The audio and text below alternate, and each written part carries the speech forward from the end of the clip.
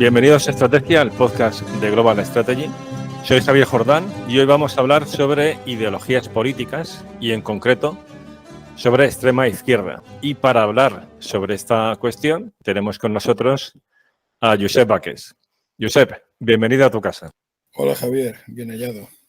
Un placer tenerte con nosotros. Hemos estado ahí unos meses, ¿no?, recuperándonos y nada, pues una alegría que esté de nuevo con nosotros y además en plena forma. Pues sí, eso parece que vamos ya al 80%, quizá un poco más. Sí, bien.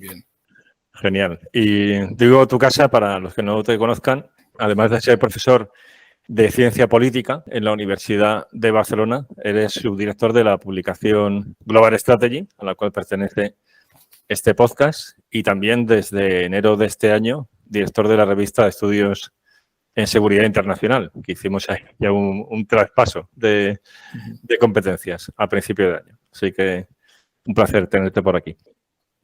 Entonces, el tema que vamos a tratar hoy es el inicio de una serie de episodios que haremos a lo largo del tiempo.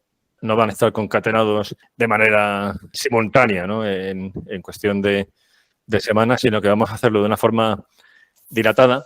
La idea con el episodio de hoy es comenzar una serie de programas dedicados a ideologías políticas. Y puede llamar la atención que en un podcast de estrategia, de temas también de geopolítica, de política internacional, en el fondo de estudios estratégicos, que es el gran tema que tratamos, con las diversas ramas, las diversas facetas que tienen los estudios estratégicos, que nos detengamos en ideologías políticas. Pero claro, si queremos entender la estrategia de un país, las ideas que da forma a los fines y luego también cómo se legitima el empleo de determinados medios y el modo como se hace, o sea, esos tres elementos de toda estrategia, fines, modos y medios, es fundamental ir a las ideas.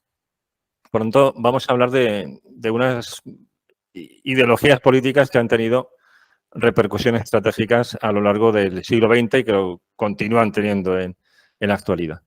Hoy vamos a empezar con extrema izquierda, el siguiente episodio de esta línea, que no será el próximo cronológicamente, sino más adelante, o sea, vamos a ir dejando un espacio de unos meses entre uno y otro, será extrema derecha y luego también hablaremos de nacionalismos, ¿no? Y queda abierto, o sea, también podrán ir entrando otras ideologías políticas, pero de entrada, extrema izquierda hoy, extrema derecha en el siguiente. Son temas que vamos a abordar. Y viendo el tema, la invitación a Josep estaba servida porque Josep tiene esta doble faceta académica. Por un lado, trabaja en estudios estratégicos y por otro, también ha profundizado a lo largo de su carrera en teoría política, con muchísimos años de docencia y con una tesis doctoral puramente de teoría política.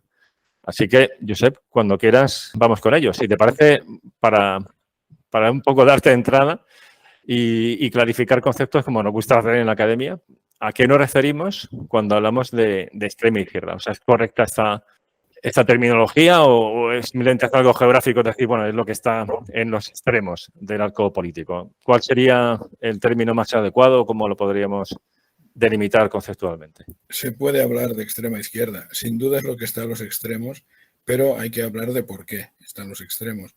Y además el concepto de extremismo que empleo da igual que sea para la derecha, para la izquierda o para el centro. Aunque esto pueda parecer paradójico, si vamos haciendo programas ya iremos hablando. Yo entiendo por extremismo, primero, cualquier ideología que en vez de entender la política como una rivalidad o una competición entre opciones diferentes, en lógica pluralista, entiende las ideologías como enemigas en el sentido de hostilidad que plantea Carl Schmitt en su momento en el concepto de lo político. Porque partiendo de esta base, cuando se entiende que el otro es el enemigo, no solo un rival o un competidor, se deduce, siempre partiendo del planteamiento de Carl Schmitt, otras dos cosas. La primera y fundamental es que son ideologías que propenden al empleo de la violencia política para conseguir sus objetivos. La segunda es que no son ideologías democráticas en el sentido que le damos a esta expresión en el mundo occidental, es decir, democracia liberal y democracia representativa. y añadiría Estado de Derecho. Entonces, o bien son ideologías que directamente apuntan a lógicas dictatoriales, o bien son ideologías, cuidado, que apuntan a lógicas de democracia directa, rusoniana, que a su vez puede tener tintes totalitarios. Esto es algo que a la gente le cuesta entender, pero son modelos democráticos muy poco liberales. Quizá algún día habría que hablar también de estas teorías democráticas que extreman el concepto, que vienen de los jacobinos, de Robespierre, de Rousseau, y que realmente llegan a extremos difícilmente compatibles con lo que nosotros entendemos en Occidente como una democracia representativa. Se cargan, por ejemplo, la división de poderes. Rousseau se la carga en el contrato social y Marx se la carga cuando defiende la Comuna de París en 1870-71. Igual hay algún punto que es un poco más complejo o más sutil, pero si tú crees que en algún punto debo detenerme a aclarar algo a lo largo de la charla, ya me lo comentarás. Para mí pueden ser cosas bastante evidentes, pero entiendo que no todo el público tiene que entender de teoría política o de filosofía política. Bueno, pues aclararemos lo que sea menester. Una forma de ver algo es hacer el contraste. Entonces, si quieres, podemos hacer un contraste entre la extrema izquierda y lo que en términos generales se entiende como bueno, pues una izquierda democrática, la izquierda más común, ¿no? La socialdemocracia, que está muy presente en Europa y, de luego, cualquier ciudadano español entiende en qué registro se mueve la socialdemocracia, ¿no? En el caso de España, pues con el Partido Socialista Obrero Español. ¿Qué relación existe entre ambos, entre extrema izquierda y la socialdemocracia? ¿Es una relación fácil? O sea, sí que hay una frontera, pero ¿es una relación de cooperación o hay incompatibilidad? Bueno, el PSOE en su día fue extrema izquierda, ahora es socialdemócrata. Te comento esta relación, pero adelanto que es una relación conflictiva. Otra cosa es que si ellos detectan que hay un enemigo común o un oponente común, puedan unirse, pero en cuanto a la teoría política es una relación casi imposible. Lo explico un poco más. A ver, una de las fuentes o matrices de una izquierda que puede ser extrema es el marxismo. El marxismo es defenestrado a finales del siglo XIX por un señor que se llama Eduardo Bernstein, que es un miembro del Partido Socialista Alemán, del SPD, que él formalmente va de marxista, pero que él acaba criticando los fundamentos mismos del marxismo como ciencia. Por tanto, lo hunde en la miseria. Y esto lo hace a partir de una obra de 1899, justo en el cambio de siglo, que se titula Las premisas del socialismo y las tareas de la socialdemocracia. Pero si alguien quiere entender de Bernstein, porque esta obra es un poco tocho, hay un texto que publicó Tecnos hace 25 años aproximadamente, que se titula Socialismo y Democracia o Socialismo Democrático. Yo lo leí cuando salió. Este texto es una antología, pero no es una antología típica de frases sueltas, no. Tiene varios capítulos enteros de diferentes obras de Eduardo Bernstein, alguno incluso de 1920. Y ahí se entiende muy bien de qué modo la socialdemocracia, liderada por Bernstein, va cargándose todos los tópicos fundamentales del marxismo, negando su viabilidad como ciencia. Por tanto, la relación empieza siendo complicada desde ese punto de vista. Y sigue siendo complicada porque en el mismo año 1899, ojo al dato, Rosa Luxemburgo, que es marxista, publica un artículo titulado Reforma Social o Revolución, en el que a su vez se carga a Bernstein. Porque ella detecta la jugada de Bernstein y ella dice, como marxista quiere acabar con el capitalismo, y ella detecta enseguida, y el tiempo, por cierto, le ha dado la razón, que la socialdemocracia bernsteiniana va a ser la gran salvaguarda, el salvavidas del capitalismo. Y detecta que en vez de ir contra el sistema, con sus políticas de bienestar, repartiendo un poco los beneficios del sistema, los ingresos, la socialdemocracia va a ser la ideología que más contribuya a salvar el capitalismo, cuando el marxismo quería acabar con el capitalismo. Por tanto, la relación es complicada desde el principio. Y un brevísimo apunte añadido. Cuando Lenin provoca la escisión entre socialistas y comunistas, que llega hasta hoy, justo después de la Revolución Rusa, Lenin establece 21 condiciones para que los partidos del mundo que quieran seguirle, si las aceptan, podrían pasar a la Tercera Internacional. De ahí surgen los partidos comunistas. En España el PC en 1923. Pero una de las condiciones era considerar a los partidos socialdemócratas, ojo al dato, como partidos socialfascistas. Lenin Dixit. Por tanto, la inquina es gorda y diré otra, es que diría una detrás de otra. Quien represalia, digamos, al marxismo en Italia es el fascismo incipiente de Mussolini. Quien represalia al marxismo en Alemania es la socialdemocracia. Cuando Rosa Luxemburgo muere en dependencias de la policía alemana, eso ocurre bajo el gobierno de la República de Weimar, liderada por socialdemócratas. Por tanto, la relación siempre ha sido muy complicada y, de hecho, la socialdemocracia lo que hace es cargarse el marxismo y el marxismo detecta eso más pronto que tarde. Es lógico que la relación sea muy compleja. La extrema izquierda de hoy, hay autores, David Graeber, por ejemplo, igual luego saldrá, que comentan que el rival, el enemigo, según ellos, al que más odian es a la socialdemocracia. David Graeber es un neoanarquista, pero pone en la cúspide de la pirámide de sus enemigos a la socialdemocracia. Él llega a decir, en La utopía de las normas, un libro del 2014, que casi prefiere el liberalismo conservador, porque al menos el liberalismo quiere reducir el poder del Estado, mientras que la socialdemocracia acrecienta el poder del Estado, que es algo que cualquier anarquista soporta fatal. Por ejemplo, podríamos seguir, Javier, pero ya ves que en una batería, en 5 minutos hemos puesto sobre la mesa 3 o 4 o 5 argumentos de mucho peso para mostrar que la socialdemocracia y la extrema izquierda no tienen nada que ver. Otra cosa es si los socialdemócratas se han enterado de ello o no, que están en el punto de mira de la extrema izquierda. Algunos socialdemócratas sospecho que ni se han enterado de ello, pero ese ya no es el problema del profesor, digamos, o del académico. Será el del político en todo caso. Este es un buen punto porque el enfoque de este programa, bueno, como el podcast en su conjunto es académico, o sea, aquí lo que hacemos es divulgación científica y no es un comentario político, ¿no?, periodístico de la actualidad, que está muy bien, pero que es otro género. O sea, aquí vamos a hablar de autores y de corrientes de pensamiento, ¿no?, más en profundidad, ¿no?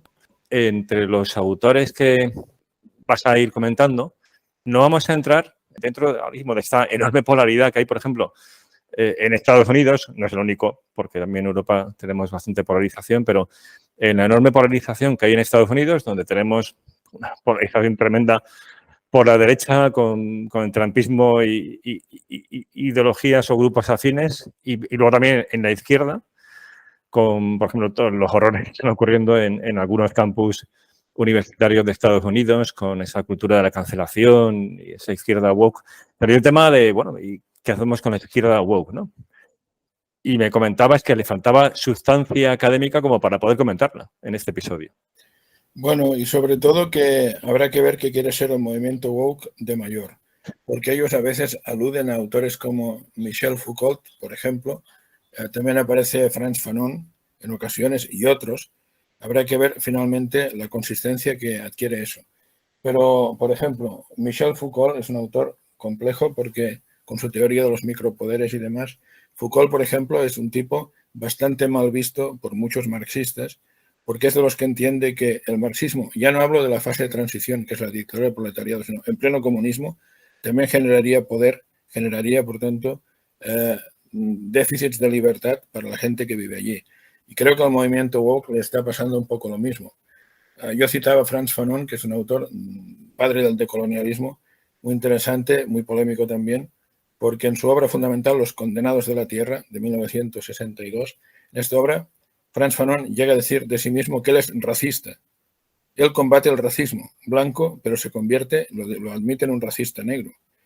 Veremos dónde termina este momento woke, pero entre este prurito Foucaultiano, la filosofía de la sospecha acerca de toda fuente de poder, si se miran al ombligo y al espejo, verán algo que no les gustará, ellos mismos como una fuente de lo que tú estás diciendo con la cultura de la cancelación. Una tendencia inmanente, innata, a limitar la libertad de terceros, pero hasta el punto también de entrar en contradicciones de este tipo. Los antirracistas que se convierten a sí mismos en los nuevos racistas. Entonces, yo quiero esperar también un poco a ver cómo se condensa todo esto. Mientras tanto, podemos hablar de esas extremas izquierdas, que son en plural, más de una, que vienen, sin duda, no como ocurre con el woke, de la tradición más pura y más ortodoxa del marxismo o del anarquismo clásicos, y que llegan al siglo XXI, y que siguen teniendo autores de referencia, que siguen escribiendo y que siguen pensando en cómo acabar con el capitalismo en la actualidad. Pues claro, no ponen tanto énfasis en el tema de la identidad, porque la identidad para un marxista es muy poco relevante. Lo que cuenta es la clase social. Lo demás es como mínimo de importancia menor, y si estorba, pues es algo a expulsar del análisis.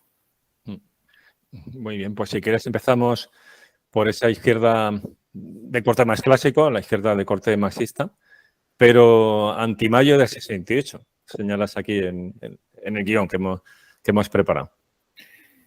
Bueno, es que hay más de una corriente marxista, neomarxista en la actualidad.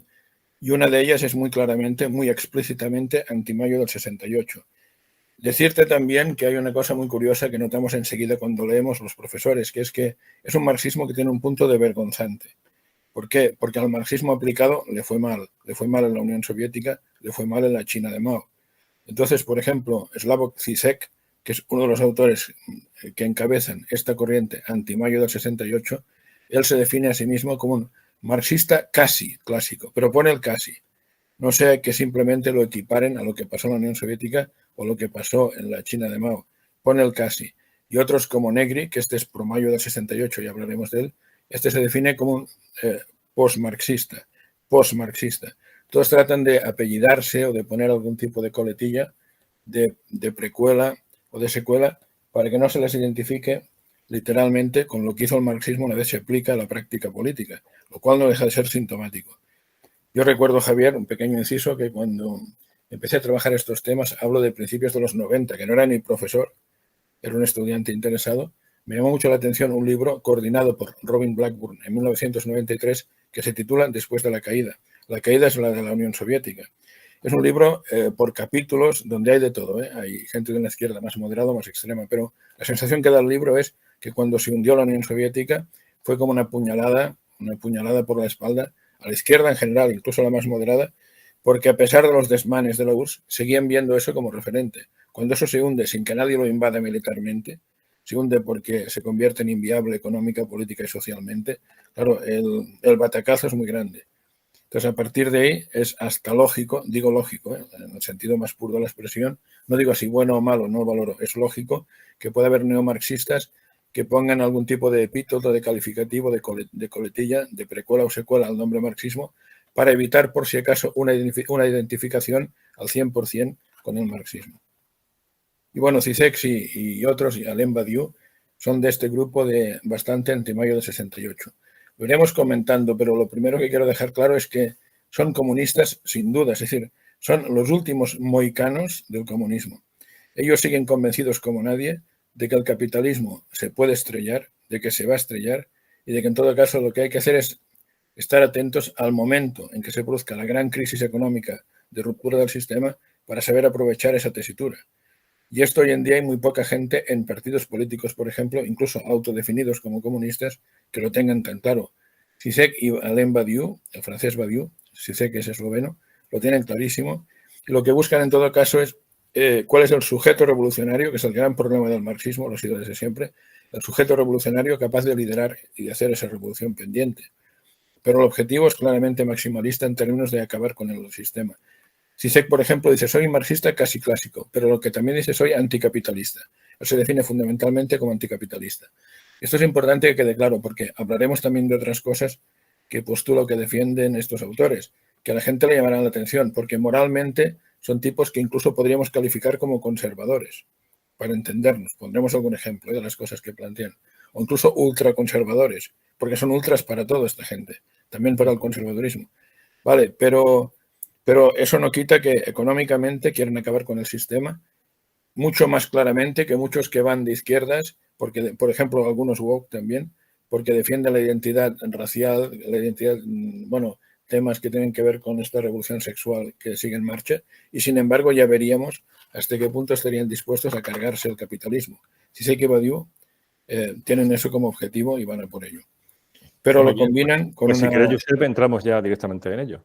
Sí, y ya hemos viendo que lo combinan luego con la moral, pues muy conservadora.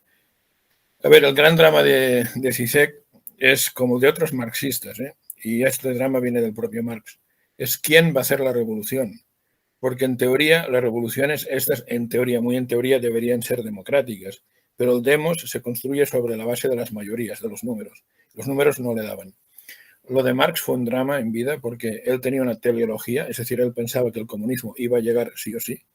Además de deseable, consideraba que era algo científicamente dado, que terminaría llegando. Cada vez que él veía una revolución en vida suya, pensaba que era la buena. En 1848 piensa esta es la buena en Francia.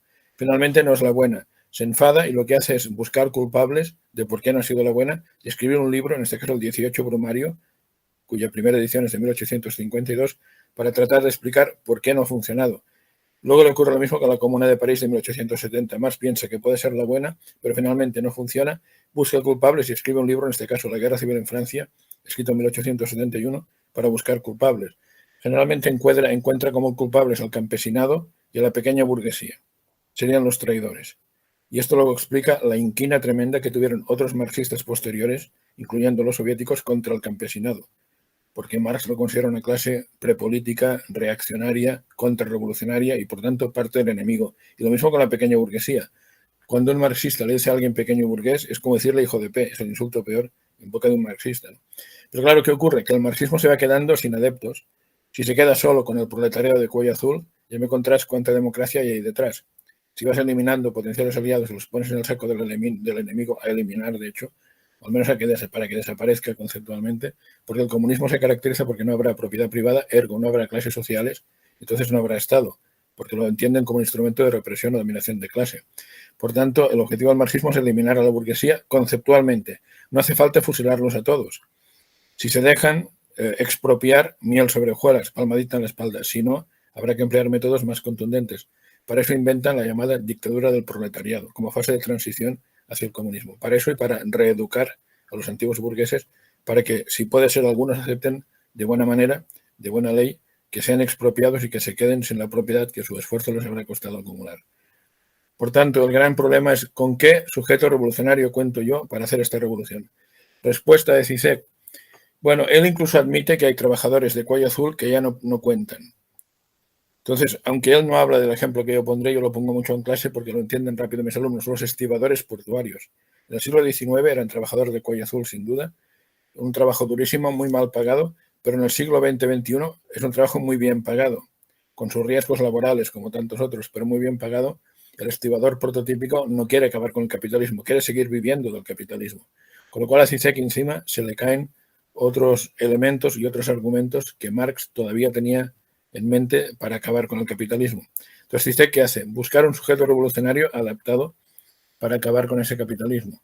Entonces, él plantea que los parados serían una parte fundamental de ese sujeto revolucionario, algo que a Marx no le convencía, pero Zizek plantea que sí, más también el perfil más bajo de los autónomos, que en el fondo son pequeños burgueses, pero el perfil más bajo económicamente, más trabajadores que trabajan, pero que enlazan contratos precarios de corta duración y de bajos salarios. Por tanto, ahí sumamos un porcentaje de gente más significativo, porque ellos esperan una gran crisis económica. En época de crisis, los parados pueden ser el 20 o el 25%. Súmale los autónomos menos beneficiados económicamente, súmale a esos trabajadores por cuenta ajena que empalman, enlazan, como decía, contratos con una gran precariedad temporal y en cuanto a sueldo, eso sí da una masa crítica de gente importante. Y aún así, una cosa muy interesante, Javier, es que Zizek ve que necesita más aliados para terminar con el capitalismo. Y su aliado preferente, al margen de lo que hay dentro de nuestra sociedad, es el Islam. Esto es muy interesante y no siempre la gente enfatiza ese aspecto de su obra. Cuenta con el Islam. Sí.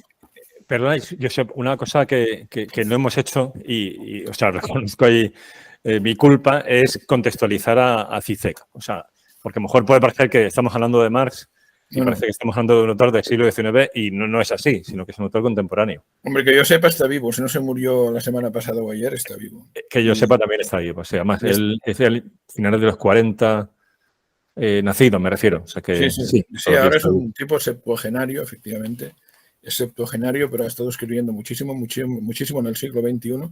Es un profesor esloveno de universidad, que además su trayectoria es muy curiosa. Ya iremos hablando en estos podcasts, porque él, por ejemplo, admite que él es yugoslavo, de la antigua Yugoslavia, es esloveno, que en Yugoslavia, claro, lo que se trabajaba sobre todo eran ramas diferentes del marxismo, pero él no. Él leía a Heidegger. Heidegger es uno de los dos únicos intelectuales de primer nivel que tuvieron carnet del partido nazi. Y él leía fundamentalmente a Heidegger. Luego, a través de un psicoanalista francés llamado Lacan, dice que Lacan le despierta del sueño heideggeriano y lo acerca a Marx. Entonces, actualmente es uno de los principales voceros de este neomarxismo, más o menos vergonzante, pero neomarxismo en definitiva, como decíamos, con claros tintes anticapitalistas. Pero es un hombre de nuestro tiempo. Estupendo. Igual que en Badiou, para no decirlo luego, no reiterarlo, el francés Badiou es de su misma promoción, más o menos, también es actual, también escrito en el siglo XXI. Vamos, que son además amiguetes, toman pizzas y toman cervezas mientras ven la tele juntos. Bien. Perfecto. No, perdona por la interrupción, pero es que me estaba dando cuenta de que estas cosas que damos por sobreentendidas, no lo tenían tan claro y quedaba un poco ahí atemporal, ¿no? Este discurso. No, estas cosas que damos por sobreentendidas y no, hay que especificarlo. Muy bien, gracias. Bueno, Zizek además piensa que el otro día Errejón lo citó en el contexto de la moción de censura. Errejón lo citó dirigiéndose a Vox y hizo una pausa como queriendo decir, nadie lo conoce en Vox. Sí, señores, un filósofo esloveno es este, Zizek. Lo citó de manera muy impertinente, luego yo comento porque digo que la cita es impertinente, luego lo explico. Cuando hablemos de lo que piensa Zizek de los transexuales, porque cuando lo cita Errejón tenía que ver con que criticaba a Abascal, porque Abascal había dicho que los transexuales son unos degenerados o algo así. Pues cita al filósofo esloveno Zizek. Bueno, ya veremos luego lo que dice Zizek de los transexuales. Citaré literalmente un párrafo de alguno de sus libros. ¿De acuerdo? De momento, a lo que íbamos sujeto revolucionario decíamos, entonces, no cree tener suficiente con los descontentos del capitalismo y busca una alianza estratégica con el Islam. Con el Islam de hoy. ¿Por qué? ¿Por qué el Islam? A ver, Zizek es un tipo curioso, ¿eh? Es ateo, confeso, pero tiene un cierto respeto por la gente en general que cree en Dios y que practica alguna religión monoteísta. ¿Por qué les tiene respeto? Porque dice que tiene mérito en la época actual. Es decir, pensemos que en el siglo XVII, XVIII, XIX había gente que iba a misa o a la sinagoga o a la mezquita por quedar bien. Ahora ya no. El creyente es alguien convencido y con carácter. Y eso a Zizek siempre le gusta. Pero dentro de las religiones monoteístas, la que más le gusta, con diferencia, es el Islam. ¿Por qué? Porque por dos motivos. En lo sustantivo, porque tiene tics anticapitalistas.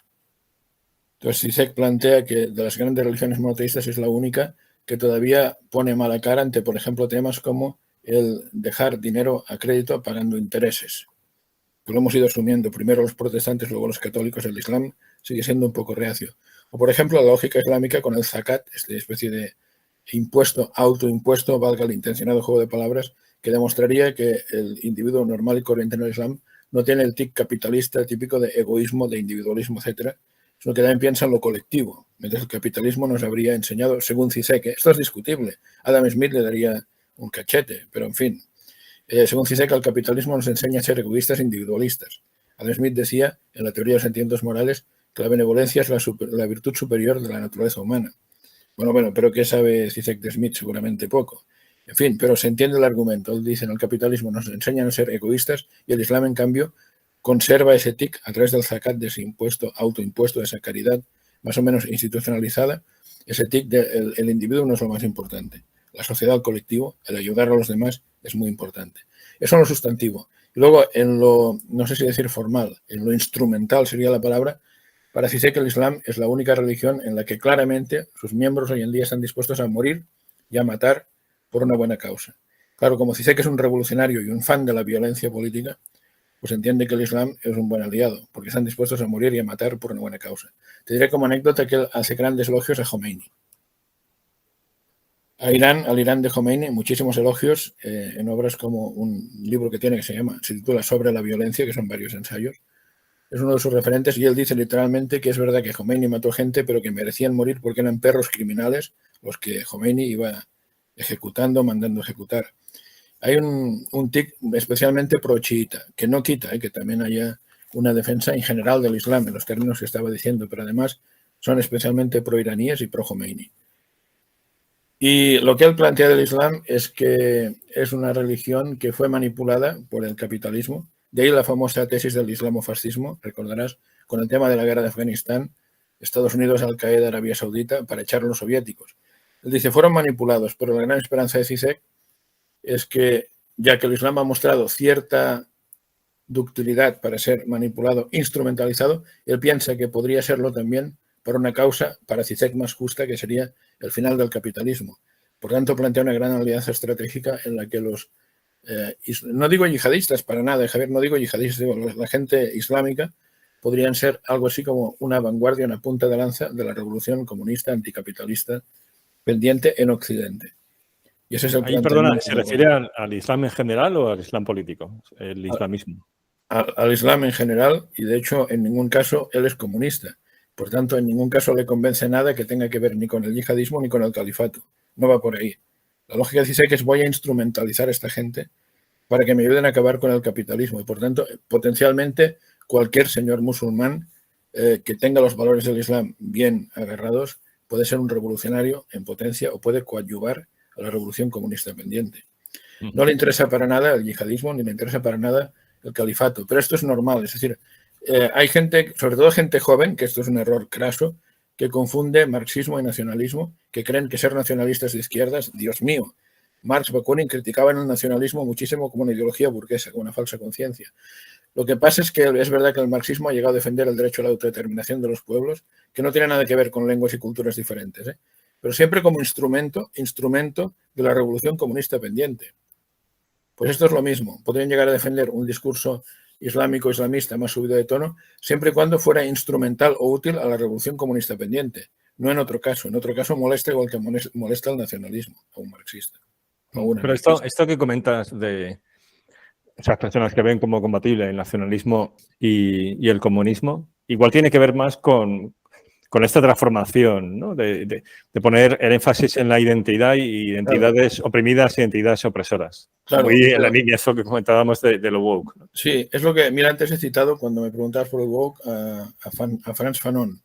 Fanon, que ya digo, es uno de los ideólogos de la guerra de Argelia, de la independencia de Argelia. Y de hecho, Fanon luego va a ser muy trabajado por ETA en España.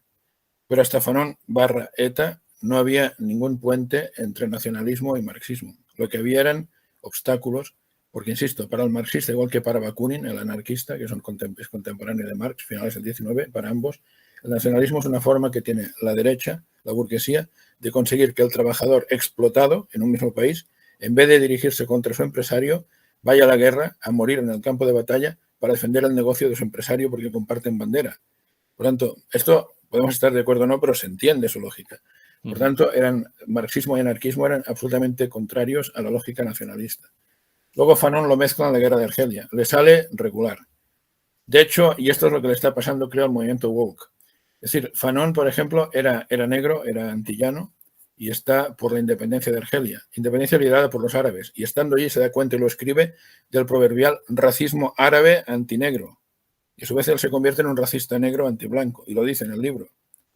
Cuidado con lo que pase con el woke porque es una cosa mucho más deleteria y mucho más inconsistente de lo que pueda parecer a simple vista y con muchos problemas de definición interna. Por eso te decía, paciencia, que esto igual puede cocerse en su propia salsa fácilmente.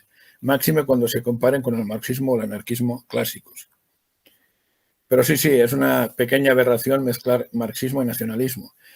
No podemos hablar hoy de todo, pero hay un personaje clave para entender qué surge cuando alguien es marxista y le empieza a meter contenidos nacionalistas. Surge el fascismo. Y el autor que mejor explica esto es Georges Sorel, un revolucionario francés que vive a caballo entre los siglos XIX y XX. Georges Sorel, sus reflexiones sobre la violencia. Sorel viene del marxismo, es marxista.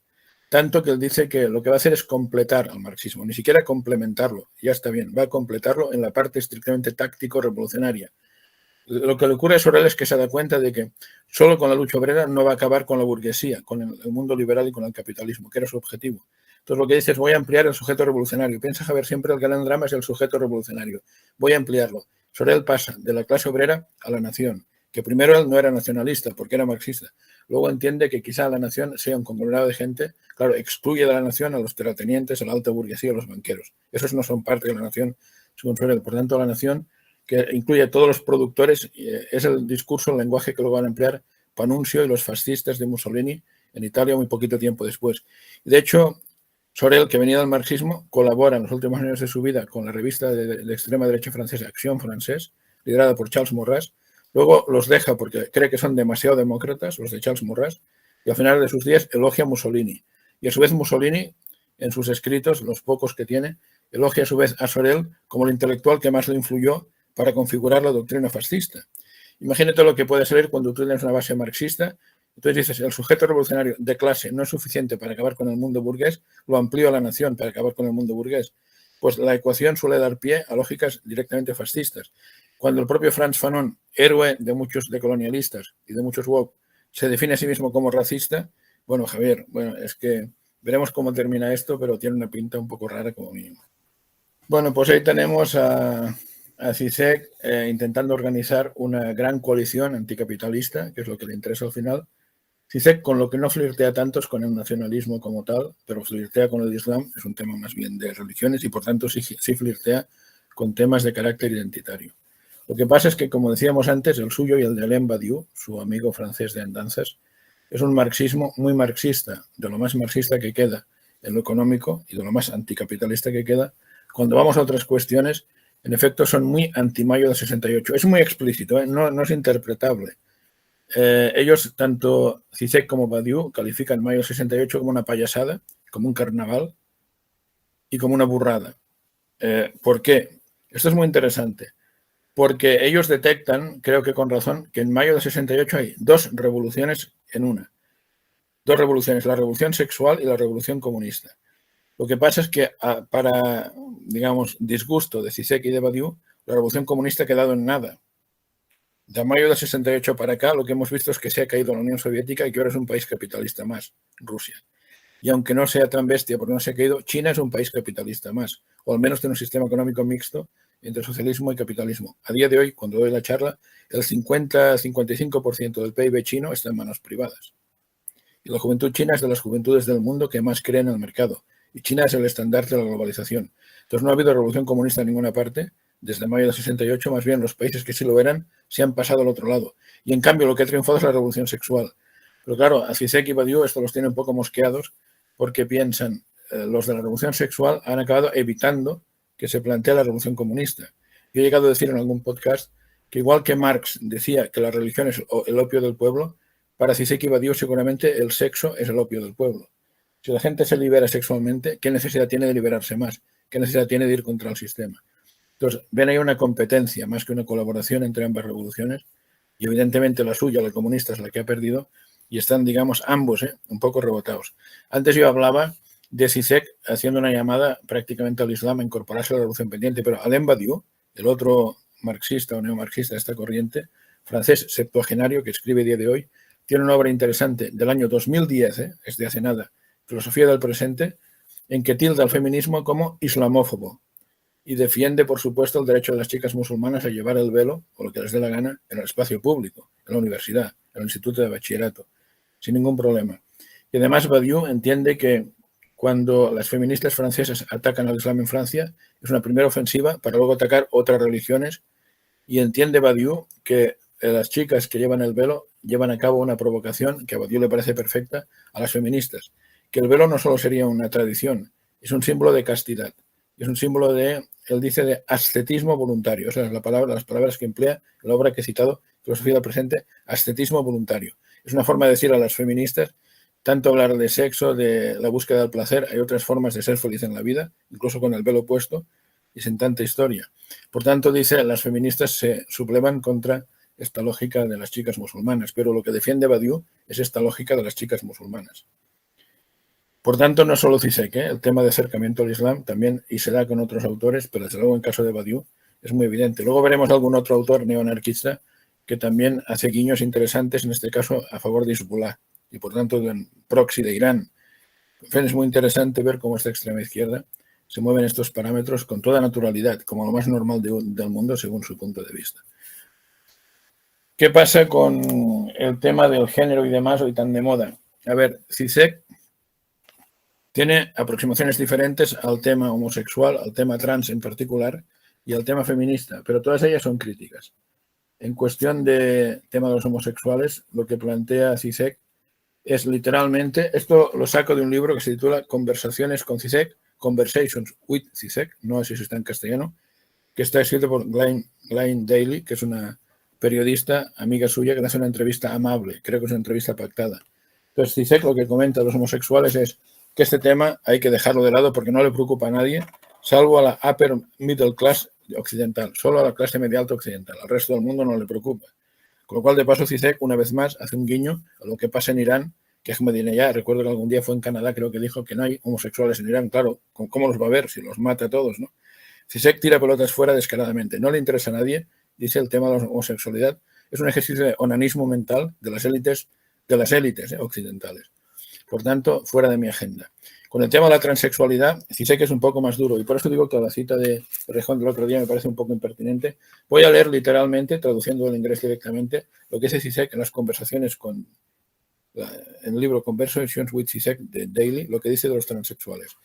Mira, Javier, él dice, dada la radicalidad de la diferencia sexual, y él lo defiende, que el sentido verdadero de la humanidad está estructurado a través de la diferenciación sexual, entonces, si esta estructura no sobrevive, tema transexuales, yo casi estoy tentado de decir que emergerá una nueva especie.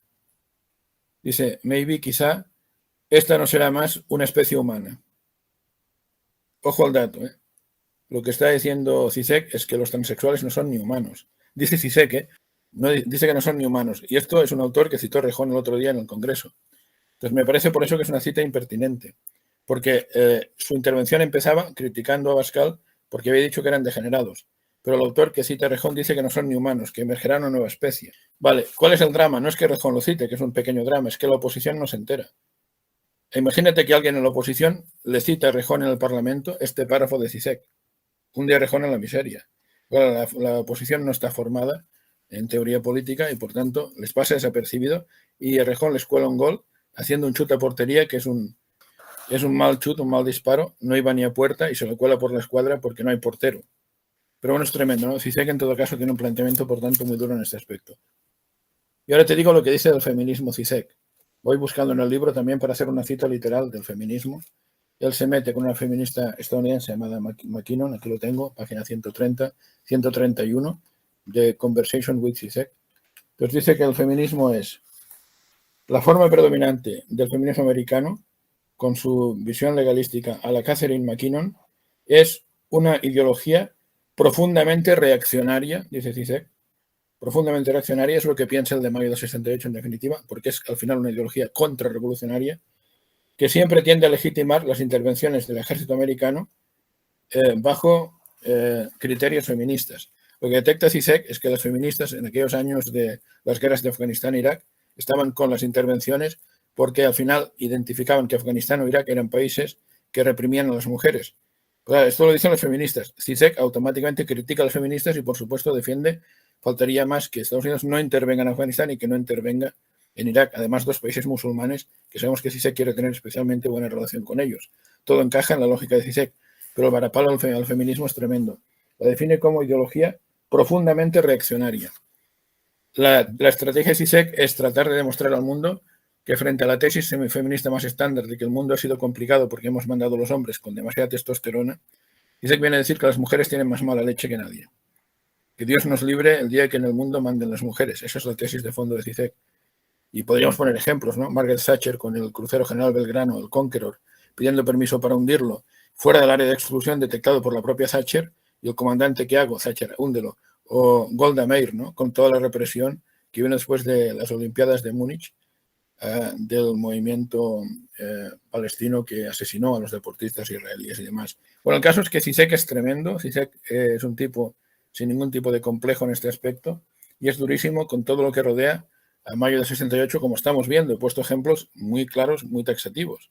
A mí la duda que me surge, por tanto, Josep, es la influencia real de estos dos autores, por ejemplo. Es decir, en qué medida esto es algo meramente académico y de minorías y también en qué medida esto va calando ya en un discurso político más mainstream. O sea, yo no tengo tan claro que sea de minorías. Mira, por ejemplo, Tamames fue el candidato de Vox, ¿no?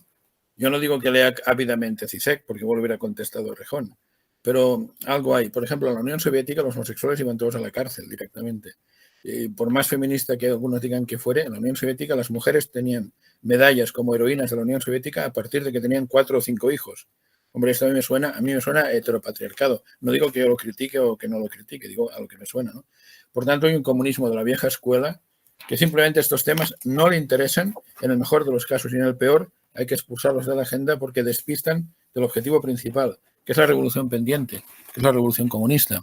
Por tanto, o sea, que es una beta ideológica que sigue estando ahí presente, que no es la más visible, desde luego, y no es la que tenga más influencia en medios de comunicación o en las formaciones políticas que vemos en Europa, pero que forma parte de la complejidad, ¿no? del movimiento o la ideología de extrema izquierda. Claro, pero piensa, insisto, en que Rejón citó a Zizek, por tanto, en el subconsciente de Rejón está Zizek, o en el consciente está Zizek. Ojo, Ahora, claro, esto es lo de siempre. ¿Todos los marxistas han leído Marx? Yo pienso que no. De hecho, si lo hubieran leído, muchos no serían marxistas, creo. ¿Todos los liberal conservadores han leído a Adam Smith? Estoy seguro de que no. Hay mucha gente del PP que no sabe quién es David Hume o de quién es Burke. Seguro que no lo saben.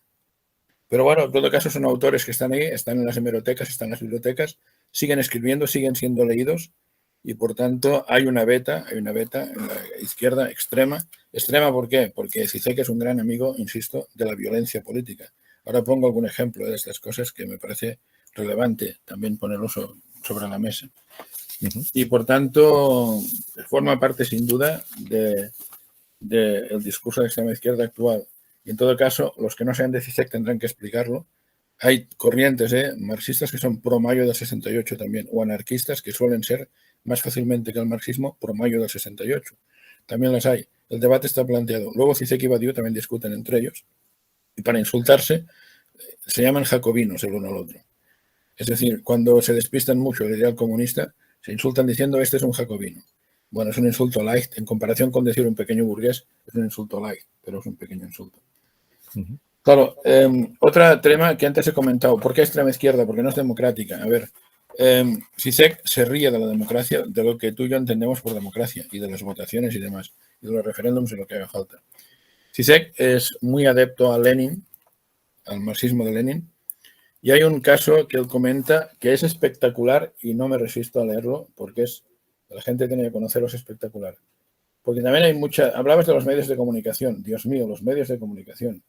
Habría que hacer un examen a los políticos y otro a los periodistas que se quieran dedicar a estos temas y el problema es que nos quedaríamos sin políticos y sin periodistas seguramente. Pero aquí lo tengo. Cuando hablamos de octubre del año 17, Revolución Rusa, hay un tópico que circula por ahí hasta la saciedad y que los profes de instituto explican a sus alumnos, que es que la Revolución Rusa se plantea contra el zarismo, lo cual es mentira. Pero lo reconoce Zizek, que es mentira, eso voy. Sabemos que es mentira, pero no sabíamos, ahora ya sí, que lo reconoce Zizek, el comunista, el leninista. Claro, ¿por qué? Porque cuando se plantea la revolución en octubre ya está en marcha un proceso constituyente, democrático. Mira, Zizek dice que probablemente el periodo más fascinante de la actividad de Lenin se dio entre marzo y octubre del 17, o eso seguro, cuando fue eso ya una democracia, una revolución democrático-burguesa. E incluso dice Zizek, incluso Lenin admitió que Rusia, ojo lo que admite Lenin, era el país más democrático del mundo en ese momento. Lenin admitió, según Zizek, que Rusia era el país más democrático del mundo en ese momento, en octubre del año 17. Quizá no 2 años antes, sí en octubre del 17. Pero esto es importante para entender lo que viene ahora y lo poco que la democracia interesa a esta gente. Claro, hacer una revolución contra un país que es el más democrático del mundo, según Lenin, según Zizek y según Lenin, era algo que había que pensarse bien. A alguien se le ocurre, él cita a Bukharin, que es un marxista de la época ruso, se le ocurre que igual habría que consultar a la gente, si lanzar una revolución como la rusa en un contexto como aquel. Y aquí lo que nos dice Zizek, que hizo Lenin, y Zizek lo dice elogiándolo, es que Lenin dijo, quejándose, a ver si ahora voy a tener que convocar un referéndum para decidir si empiezo la revolución. Claro, es una pregunta retórica en su contexto, que no pensaba consultar a nadie. Y luego dice en un momento de lucidez, Lenin, asumiendo que además un referéndum no se puede ganar por el 50,05%, dice literalmente, a ver si tendré que llegar al 55%, será el 55 o el 60, no por una mayoría cualificada, a ver si tendré que llegar al 55% de los votos para proceder a la revolución. Y al final, Lenin dice a la gente que le apretaba para una consulta popular, dice, la revolución no se autoriza que de lui-même. Lo pone en francés porque Zizek, como antes he dicho, llega al marxismo a través de un psicoanalista francés llamado Lacan y, por tanto, tiene coletillas francesas constantemente en su obra. La revolución no se autoriza que de lui-même. Traducido, no se autoriza más que por sí misma. No hay que preguntar a nadie. Y comenta aquí Zizek que la mujer o la pareja, no sé yo, de Lenin, una tal Natasha Kutsaya, escribió a Bukharin diciéndole que Lenin se estaba volviendo loco y que quizá habría que hospitalizarlo, quizá habría que internarlo en un manicomio. Esto lo recoge Zizek de Lenin en el libro Conversaciones con Zizek de Glenn Daly. Espectacular. ¿Todo ello para qué? Para descartar la vía democrática, para descartar tener que consultar a nadie. Esto no es democracia y punto, así de claro. Violencia sí, la que se quiere más. Zizek, por ejemplo, elogia a los totalitarismos, por tanto entiende que el leninismo lo era, cosa que yo discuto. Yo creo que el stalinismo lo era, que Lenin no llegó. Pues Zizek es más duro que yo con Lenin y entiende que fue totalitarismo, pero lo disculpa al mismo tiempo a través de un suceso histórico que no sé hasta qué punto es muy conocido, que te comento, que si el gran drama de Lenin llega después de la revolución, él ya se ha cargado muchos zaristas, pero empiezan a aparecer por Rusia intelectuales que no son zaristas, ¿eh? Podríamos decir que son liberales,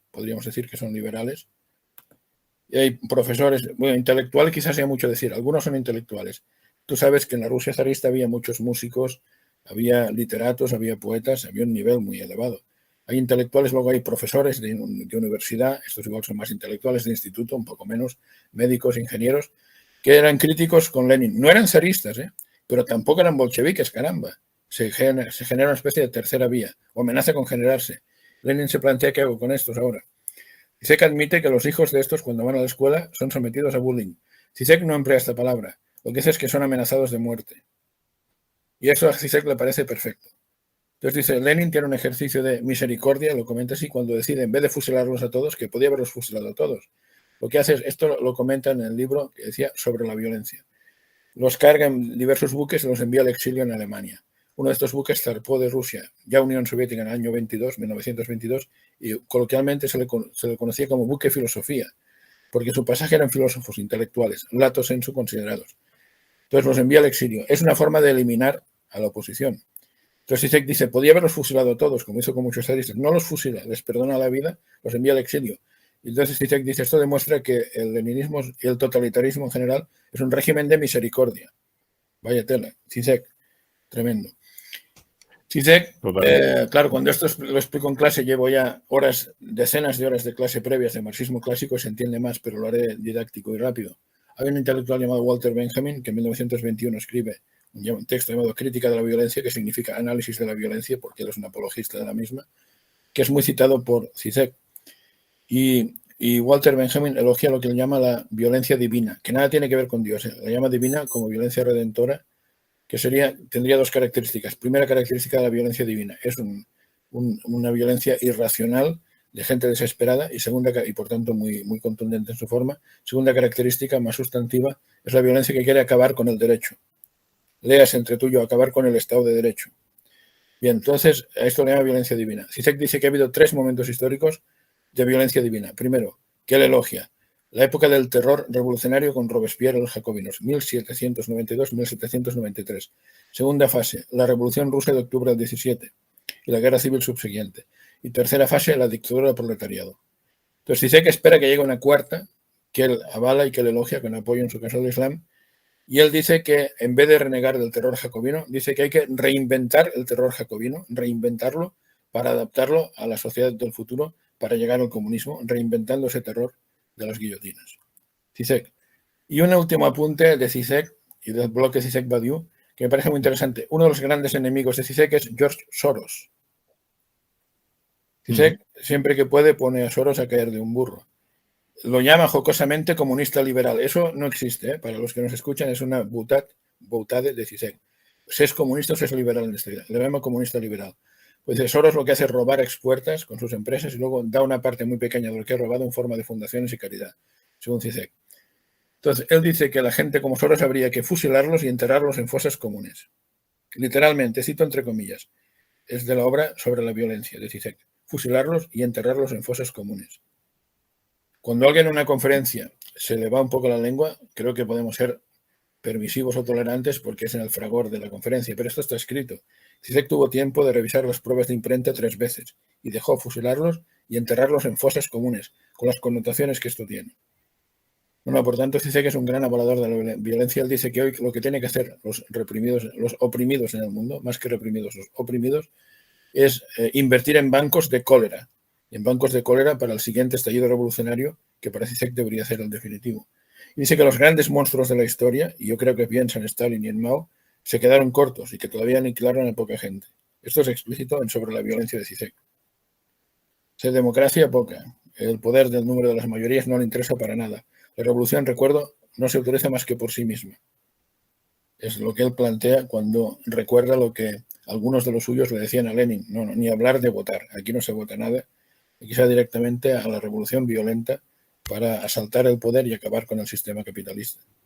Por tanto, si alguien pregunta, ¿y esto por qué es extremista esto? Por nada, ¿no? Por nada. Si uno puede ser comunista, hombre, solo faltaría, por supuesto. De hecho, el comunismo lo tiene relativamente bien, porque en el mundo comunista nadie podría poner una empresa. En el mundo del Estado de Derecho, la gente, si quiere, puede montar un kibutz, puede montar una cooperativa, puede montar una comuna. No hay problema.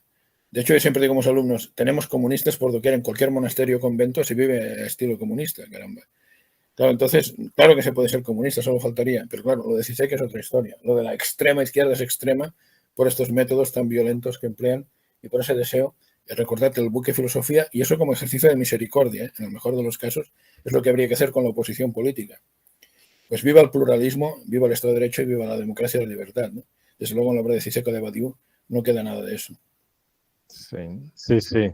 Por eso traemos el tema a este programa, ¿no? Porque nos encanta hablar de fenómenos políticos visibles, o sea, de política internacional y analizar conflictos armados, pero es fundamental ver también el mundo de las ideas, que muchas veces son virus, son virus muy peligrosos, y en este caso aquí tenemos un buen cultivo, ¿no? Y una llamativa tolerancia a ese tipo de ideas que están de una forma tan explícitamente, ¿no?, manifestadas, y que en ese sentido no haya una respuesta, o sea, un señalamiento, una prevención, ¿no?, sobre la peligrosidad que tienen estas ideas. Bueno, mira, solo te diré que Herbert Marcuse, o Marcuse, por decirlo en castellano literal, Herbert Marcuse, escribe un texto llamado La tolerancia represiva, en el que dice directamente que si la violencia la ejerce la derecha es una violencia a cuestionar, si la misma violencia la ejerce la izquierda es una violencia buena. No, sí, aquí para desparpajo el que quieras. Bueno, pero precisamente, más allá de lógicas periodísticas, de manis y barrio bajeras, la academia, evidentemente, tiene que explicar las cosas como son, y en eso estamos, ¿no? Muy bien, pues si te parece, pasamos a la otra corriente, que es la postmarxista, con Antonio Negri como referencia. Ya para situarnos, este es un autor nacido en los años 30, que yo sepa todavía vivo. También, que yo sepa también, sí. Italiano, en este caso. Sí. Pues si te parece, entramos con él. Sí. Tiene una característica importante, que es de los pocos, el único, creo, de los que citaremos hoy, que ha sido condenado formalmente por tener las manos manchadas de sangre o casi. Se le condenó en Italia por el secuestro y asesinato de Aldo Moro. Y en este caso ya es postmarxista, o sea, pasamos de la beta más clásica. Él pone postmarxista. Bueno, en el fondo CISEC y Badiou también son postmarxistas, pero CISEC marxista casi clásico. De Badiou no lo he comentado. Badiou dice que de sí mismo que él es maoísta. De hecho, Badiou critica a Deng Xiaoping y a la China actual. Bueno, no me extraña que la critique, pero bueno, él sin es una buena colección. O sea, Mao Zedong, que es posiblemente uno de los mayores criminales de la historia. Bueno, pues no te lo pierdas, no te lo pierdas. Genial. La decenas de millones de muertos que provocó. No te lo pierdas. Pues Badiou, sociales. Sí. Pero tú sabes que Mao y Stalin al final la cosa no fue del todo bien. Pues Badiou dice en Filosofía del Presente que lo de Stalin era terrorismo de Estado, lo de Stalin. Pero bueno, está bien que lo diga un marxista, porque según quien lo diga, Badiou, terrorismo de Estado. Pero claro, como tú bien dices, porque la URSS se carga 10 millones de personas de hambre y represaliadas. En el caso de China son entre 16,5 y 44 millones. Que se nota menos, pero 44 millones. Bueno, sobre todo porque es un régimen totalitario donde no tienes acceso a esa información ni una gran cantidad de imágenes o testimonios gráficos, y bueno, pues al final queda oculto, ¿no? Y luego, pues lo que decía o lo que se atribuye, ¿no?, a Stalin, ¿no?, de que una muerte es una tragedia, 1 millón de muertes es una cifra, ¿no?, es un dato. Y uno se pierde, ¿no?, en esa cantidad de números. Pero fíjate bien qué caña se dan, ¿eh? O sea, para poner a parir al estalinismo, el maoísta Badiou. Yo siempre digo a mis alumnos, si alguien quiere criticar al marxismo, que no lea a nadie de derechas, que lea a un marxista, que veréis cómo critica a los demás. Es tremendo, ¿no? Bueno, lo de Negri es muy interesante. Él sí es más pro mayo del 68. Él escribe generalmente conjunto con Michael Hart, escribe a 4 manos muchos de sus libros. Los que son para mí más interesantes son 2 que forman una dilogía, no una trilogía, porque son 2, que es Imperio, que hay un diagnóstico de cómo es el mundo en la actualidad capitalista, muy crítico, por supuesto, y Multitud. Imperio es del año 2000, Multitud es del 2004, y Negri intenta por ahí explicar cómo sería la revolución pendiente, por lo tanto está convencido de que va a llegar esa revolución. pero no tiene desperdicio. Es más pro mayo de 68, entiende que entre los que llevarán a cabo la revolución están estos colectivos, LGTBI y demás. De todas formas, que nadie espera encontrar en estos libros de Negri una apología de lo LGTBI. Tampoco es eso, es decir, todo con mucha moderación y prudencia. Vale, no los estigmatiza como si hace Zizek o como si hace Badiou, no los estigmatiza, pero tampoco es que se recalque en su beneficio. A mí lo de Negri me resulta divertidísimo. Me explico, Javier, porque los que nos escuchan dirán, yo no veo que sea divertido, ahora veréis que sí. A ver, Negri es tan comunista, tan comunista, tan comunista, que lo primero que dice que hay que cargarse en la sociedad del futuro son los derechos de autor. Con lo cual pienso, estos de los Goya, los pobres, que algunos van de comunistas, van de eso. Si leyeran a Negri verían que lo de las GAE se termina de la noche a la mañana, vamos. El argumento tiene sentido. El debate viene de los tiempos de John Locke del siglo XVII. La lógica de Negri es que nadie es autor de nada en solitario. La lógica de Negri es que cuando alguien pinta un cuadro, se inspira seguro en pintores anteriores. Y al menos tú y yo como académicos citamos las fuentes, pero el pintor no cita a nadie. O cuando alguien compone una canción, el compositor, el cantautor, seguro que se inspira en alguien. Cuando los entrevistan a veces lo reconocen. Me he inspirado en no sé qué, pero no citan a nadie. Los tienes que sacar ahí con un sacamuelas. Entonces, es verdad que muchos autores de esculturas, de pinturas, de canciones se inspiran y, por tanto, eso se incorpora a su autoría sin más. Tiene gracia, ¿no? O sea, tú llamas a un fontanero y luego dice que no le pagas factura porque lo que sabe lo ha aprendido de otros, ¿no? O sea, es inspirado. Sí, porque la humanidad entera ha contribuido a que algún día sepamos cómo desatascar una tubería. El fontanero dirá, pues la próxima la va a desatascar tu padre, ¿no? Así es. No, ya, pero el argumento, lo divertido es que todos estos que se visten de comunistas, en España, por ejemplo, hay mucho, pues, en el mundo del cine y tal, que formalmente, qué caramba, no estoy descubriendo nada ni se pueden enfadar, ellos lo dicen. Sí, yo soy comunista, yo soy muy de izquierdas y tal. Yo les diría, léete lo que dice Negri, porque los derechos de autor se te van a acabar, pero ya. Alguno diría, me da igual, alguno diría eso en el fragor del debate, pero cuando vea que no le llega cada mes lo que tiene que llegar, ya veríamos si dice, me da igual, ¿no? Pero un comunista auténtico es esto. No es tan fácil ser comunista, ¿eh? El comunista auténtico es esto. Los casoplones se tienen que expropiar, pero directamente. No hay más. No solo son los medios de producción, ¿eh? También las casas particulares, los coches y demás. Todo se tiene que expropiar. Por tanto, no es tan fácil ser comunista. Pero lo que vamos, Negri, pues de nuevo, es un tipo que tiene un planteamiento maximalista que quiere acabar con el capitalismo, quiere acabar con el Estado de Derecho tal como lo conocemos. Y lo más curioso de Negri, curioso, a ver, porque me gusta hilar fino y soy profesor y soy sibarita, es que siendo marxista como es, los ejemplos históricos que propone como los que más le gustan son más bien de tintes anarquistas. Que eso también está contribuyendo que en la extrema izquierda haya un cierto batiburrillo anarquismo-marxismo. Yo siempre digo a mis alumnos, como ocurre a veces entre fascismo y extremas derechas en el otro lado, ¿no?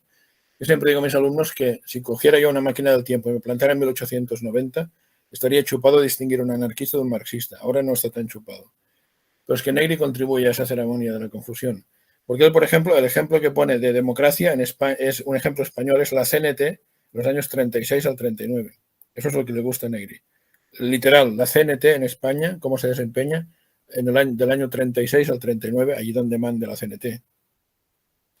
Bueno, esto no es propio de un marxista, pero Negri es lo que hace. O, por ejemplo, la Revolución Francesa, Marx defendía la Comuna de París como ejemplo de inicio de dictadura del proletariado, la Comuna de París, que al final no había ni un marxista allí, eran rusonianos, no había marxistas en Francia en esa época, eran rusonianos, prudonianos, blanquistas, de Blanqui, no había marxistas, pero defiende eso.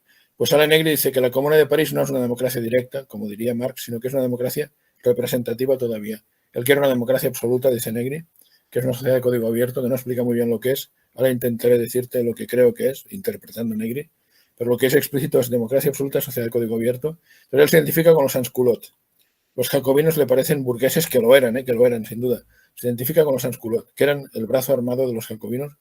Como su nombre indica, pues eran gente bastante desarrapada, muy poco formada, muy poco preparada para la vida política y muy radical y muy violenta. Los sans-culottes cometieron verdaderas atrocidades y son en parte responsables de que el propio Robespierre acabe en la guillotina. Ellos y un cierto sector especialmente anticlerical jacobino liderado por Hebert. Entonces, los antecedentes que Negri cita son para echarle de comer aparte también, empezando por la propia CNT. Siendo como es marxista, además no encaja muy bien, pero en fin, esta es su teoría. Él quiere llegar vía violenta siempre. Te leeré algunas de las expresiones que Negri emplea y por si alguien lo quiere buscar, cito páginas de la edición de Editorial Debate del año 2004 de la obra Multitud. En la página 250-251 de este libro dice que él pretende una transformación antropológica, que quiere crear un monstruo, dice él de su revolución misma, que quiere crear un monstruo, que quiere desplegar una enfermedad contagiosa, es la revolución, que quiere generar el terremoto de la multitud, página 310, y que quiere crear situaciones demoníacas, página 172, Negri. Todo muy, muy pluralista, muy tolerante, muy liberal y muy democrático, como se puede observar, ¿no? Él quiere llegar a una especie de democracia absoluta que no es ni siquiera asamblearia, es post-asamblearia, que él la define como sociedad de código abierto. Yo creo interpretarlo, lo que he dicho hasta ahora es literal, no hay interpretación posible, la interpretación de la democracia absoluta de código abierto. Yo creo ver en ello una especie de política wikipédica. Él no cree ni en los partidos políticos, que esta es otra, ¿eh? El propio Rousseau ya se hubiera cargado los partidos políticos y no es marxista, es un demócrata puro. Dice que los partidos estorban y dividen la opinión. Fuera partidos políticos. Dios mío. Vale, esto es Rousseau, el contrato social. Esto va más allá de Rousseau, va más allá. Imagínate más allá de Rousseau que dice lo que dice. Entonces, algo así como la democracia wikipédica. Ahora que estamos conectados. A ver, yo un día entré en una página web de un deportista de élite de mi época cuando yo era un mozalbete, un ciclista, y la cambié. No en la web, no, perdón, en la página de Wikipedia, quería decir. La cambié porque me parecía muy incompleta. Pude hacerlo. Al principio Wikipedia se resistió un poco porque no me conocía. Al ver que mis argumentos eran más que correctos, me dejó hacer, le cambié la página y ahora está magnífica. Pero lo hice, Javier, por hacer la prueba, que caramba.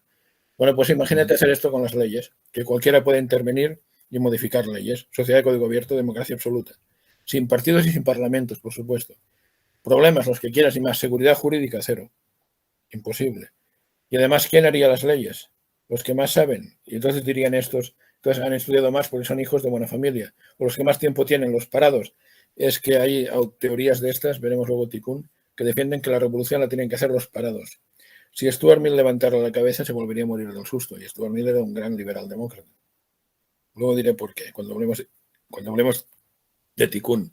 Por tanto, estos que son más de mayo de 68, más proclives a integrarlos en el proyecto, como ves, esto no significa que sean menos violentos, porque las expresiones de Negri no dejan ningún tipo de lugar a dudas, y los ejemplos históricos que pone tampoco dejan ningún lugar a dudas. Si la democracia perfecta es lo de la CNT o los Sans-Culottes, sí se caracterizan porque un buen día ocuparon con K los escaños de los girondinos en la Asamblea Nacional Francesa. No había cámaras de fotos, pero hay un cuadro en el Louvre que registra esa imagen. Ocuparon con K los escaños, pero no los de los jacobinos, porque entonces trabajaban todavía para los jacobinos, solo los de los girondinos, que habían sido votados, Javier, habían sido votados los girondinos. Los Sans-Culottes nunca los votó nadie, pero ocuparon con K sus escaños. Esto es la democracia absoluta, la sociedad de código abierto, la versión del siglo XVIII. Bueno, pues eso es lo que hay. Y por eso hay gente que se extraña a veces. Mis alumnos no se extrañan porque ven todo el argumento. Insisto, vengo de más atrás, vengo de explicar el marxismo y el anarquismo de Bakunin y Kropotkin. Pero habrá gente que se extraña, hombre, ¿cómo pueden decir que Zizek o que Negri sean de extrema izquierda? Hombre, por nada, ¿no? Visto lo visto, ¿cómo no? Sí, que hay una pulsión totalitaria. No implícita, sino bastante Explícita. bastante visible, sí. Sí, sí. Muy bien. Si te parece, ya para ir terminando, pasamos a una tercera corriente, que es la extrema izquierda neoanarquista, con David Graeber y el colectivo Tikkun. Para contextualizarlo, David Graeber es norteamericano y este sí que falleció, pero relativamente joven. Un 60 tacos. Sí. Pero no del COVID, falleció en época del COVID, pero no del COVID. Creo que fue de muerte natural, pero de alguna otra cosa. Muy bien, pues si quieres vamos con él. Sí, bueno, David Graeber tiene varias obras. Yo me referiré sobre todo a La utopía de las normas, que es una obra del año 2014. Luego también es muy interesante El proyecto democrático, que es del año 2013. David Graeber se define como un small anarchist, un pequeño anarquista. Bueno, son cosas suyas. Él en realidad es un anarquista que se nutre mucho de la teoría económica de Marx. En ese sentido, pertenece a este grupo de autores que te decía que establecen puentes entre marxismo y anarquismo hasta el punto de que al final resultará complicado distinguirlos. Teóricamente está chupado distinguirlos, Javier. Marx, al final del camino, es un anarquista, sí. El comunismo es un tipo de anarquismo, sí. Pero la diferencia es que Marx creía sí o sí que había que pasar por la dictadura del proletariado, como fase de transición. Los anarquistas siempre renegaron de esa fase de transición. Pues hoy veríamos con estos autores donde quedarían sus aportaciones. En el caso de David Graeber, este es el que dice, por ejemplo, que su principal enemigo es la socialdemocracia, que salva incluso el liberalismo antes que la socialdemocracia.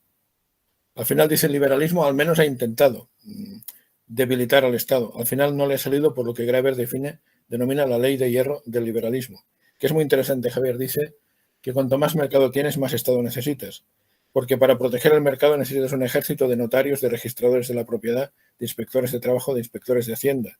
Tiene sentido. Pero al final Graeber dice, no me gusta el liberalismo porque al final acaba generando más Estado. Algo que Adam Smith intuye en La riqueza de las naciones, por cierto, también. Pero al final dice la socialdemocracia es que no ha tenido ni esa delicadeza. Es la ideología que más ha alimentado al Estado. Y te cuento otra anécdota, pero la ideología que más odia al jacobinismo, y lo hace sobre todo Bakunin, es la anarquista. Odian a Rousseau y a los jacobinos. ¿Por qué? Porque Rousseau y los jacobinos potencian mucho al Estado también. Graeber está en esa lógica, pero incluso contra la socialdemocracia, muy explícitamente.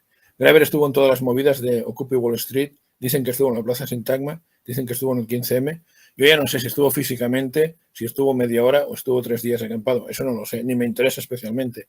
Pero tiene esa fama, seguramente se le ha ganado pulso, de ir a las movidas físicamente y de participar de ellas de modo activo. Entonces Graeber está convencido también de que se puede ir contra el capitalismo, pues él busca modos y maneras de conseguir pues, vencer esa batalla y de cambiar el sistema el día de mañana. En su hoja de ruta, él plantea, y esto que te diré también es muy interesante porque hay gente, sobre todo gente joven, que se cree que si una ideología defiende en algún momento de la táctica revolucionaria manifestaciones festivas y reivindicativas, eso es pacífico. Kropotkin, por ejemplo, voy a 1880, permitidme este pequeño salto temporal. Kropotkin es uno de los 2 grandes padres del anarquismo. En 1880 escribe un texto, un artículo titulado El espíritu de la revolución, pero traducimos por revuelta, dice revolt. El espíritu de la revolución o revuelta. Él dice, las primeras fases serían manifestaciones festivas reivindicativas y tiras cómicas para ridiculizar a los líderes políticos. En la época del siglo XIX había tiras cómicas en los periódicos de gran tirada para ridiculizar al político. Es una forma de hacer que la gente les pierda el respeto. Pero luego venía la táctica de Kropotkin, que él sabía que estaban en minoría. Los anarquistas saben más que los marxistas, que están en franca minoría, y tratan de convertir la minoría en mayoría. Pero claro, democráticamente empiezan mal, porque si ya están en minoría ya me encontrarás que revolución supuestamente democrática. Entonces Kropotkin inventa la táctica que luego sigue ETA, por ejemplo, de acción, reacción, acción, y le sigue el yihadismo también. Acción, reacción, acción. Es de Kropotkin, 1880. Kropotkin decía, lo primero que hay que hacer es matar a algunos policías. Hay realmente una especie de obsesión con matar uniformados, con matar policías.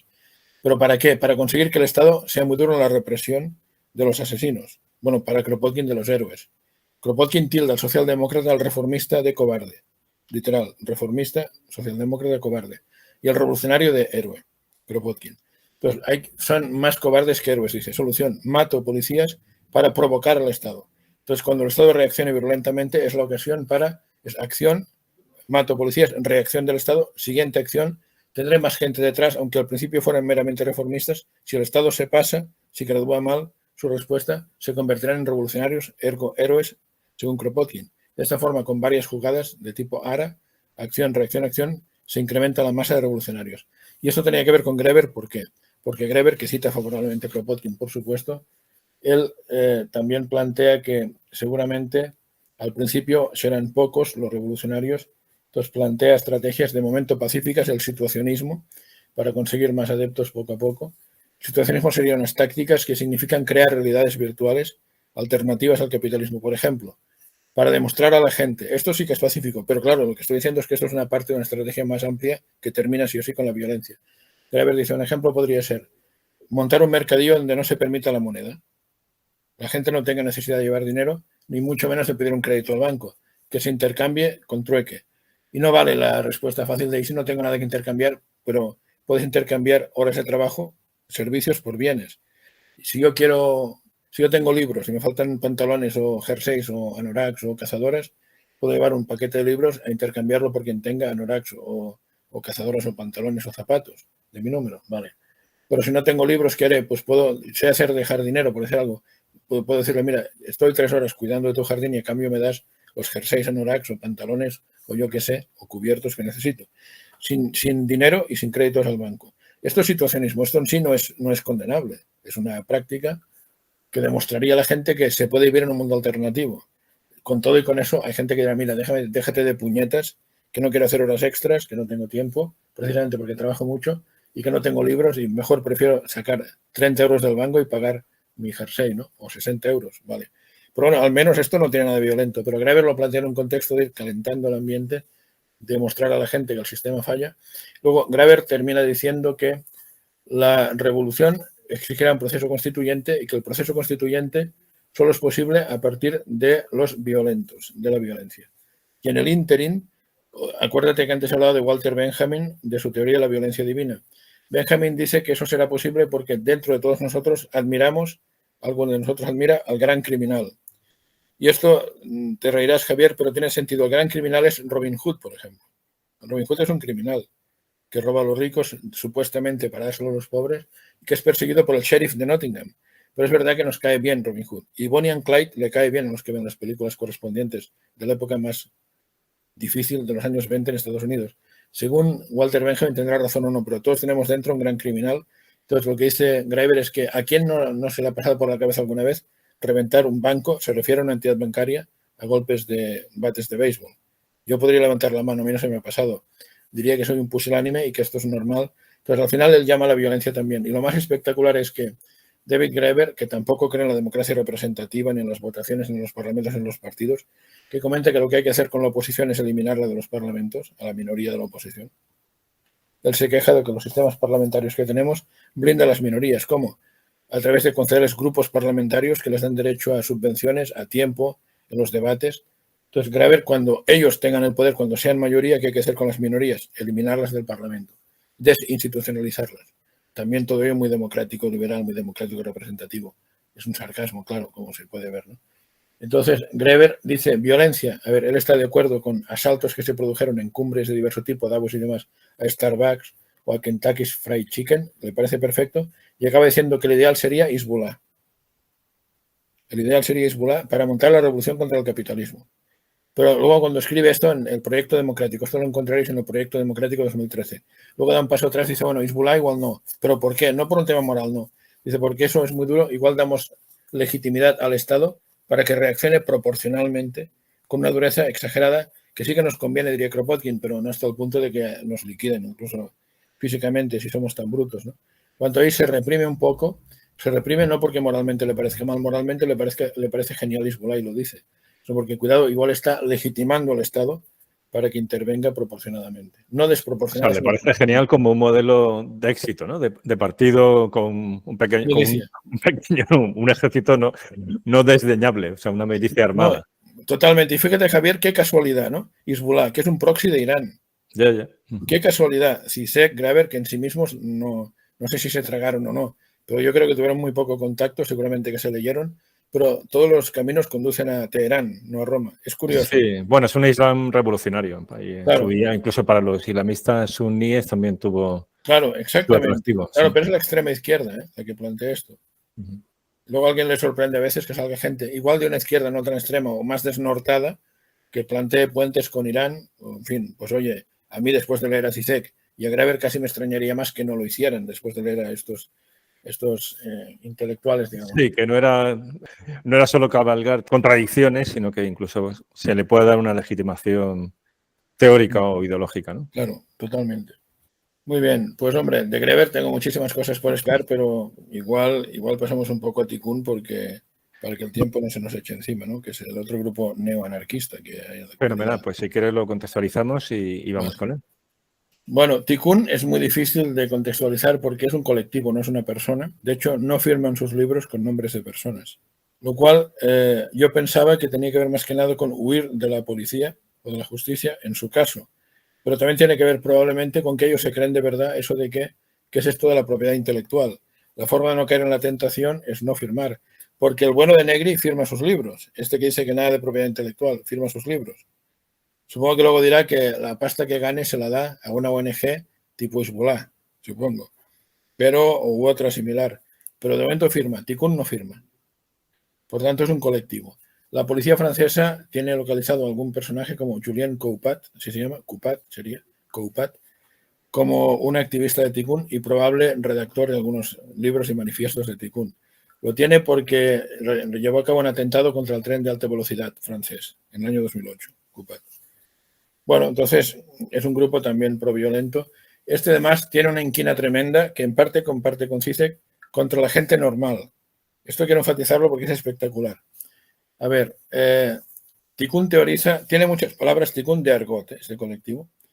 Entonces ellos hablan de que se quejan mucho de lo que Marx definiría como gente alienada o ideologizada, entendiendo ideología como falsa conciencia, como la entendía Marx. Tikkun habla del Bloom, que sigue ese tipo de gente. El Bloom se escribe con B de Barcelona, L de Logroño, 2 Os de Orense, Orense al cuadrado, y M de Madrid. ¿Quiénes son los Blooms? Es la gente normal como tú y yo, que según Tikkun estamos ideologizados, engañados por el sistema. Entonces, ¿qué hay que hacer con los Blooms? Bueno, el desprecio que siente Tikkun por la gente normal es tan grande que los califica de las siguientes maneras. Dice de ellos que son la nada enmascarada, dice que son átomos ateridos de la sociedad imperial, dice que son sujetos sin subjetividad, pues son insultos gordos, ¿no? No tenemos subjetividad, somos nada, con una máscara que nos da la apariencia de ser algo, pero no somos nada, y dice que tienen una forma de vida atenuada, no es una vida auténtica la que tenemos la gente normal. Pero claro, yo leo esto de Tikkun, pero CISEC, del que venimos, él llegó a decir que la gente que en su caso morirá en la revolución pendiente, merecen morir, son culpables de llevar una vida, agárrate bien, meramente natural. Y esto viene de Carl Schmitt, que ya sé que es un teórico del nazismo y también es un fundamento para la extrema izquierda, que se quejaba mucho de la gente, digamos, neutral, equidistante, moderada. El moderado, el equidistante, el neutral son enemigos y hay que eliminarlos. Los Bloom deben ser también eliminados como tales, o se los transforma en algo positivo, que luego veremos la forma en que se puede intentar según Tikkun, o deben ser eliminados.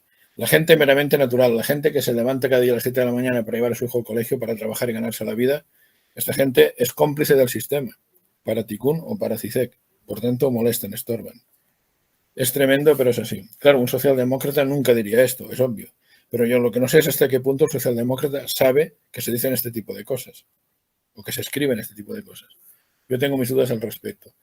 Entonces, Tikkun plantea un asalto al poder asumiendo, como cualquier otro anarquista, como Graeber o como Kropotkin, que son extrema minoría.